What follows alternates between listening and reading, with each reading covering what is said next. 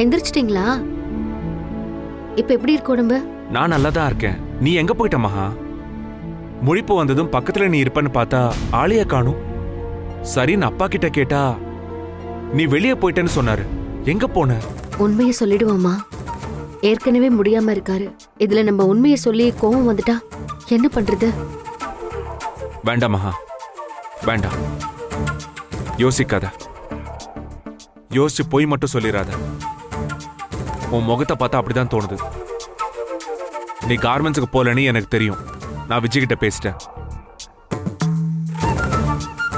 நீ எதையும் மறைக்காம உண்மையை சொல்லு. சரி, நான் சொல்லிடுறேங்க. ஆனா நீங்க கோவப்படக்கூடாது. ஆரம்பிக்கிறது சரியில்லை மகா.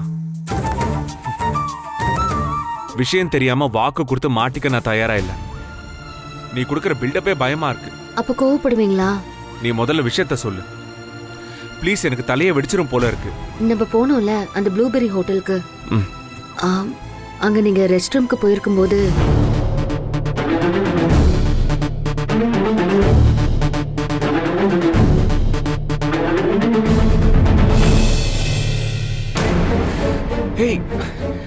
என்ன பண்ணி வச்சிருக்க மகா?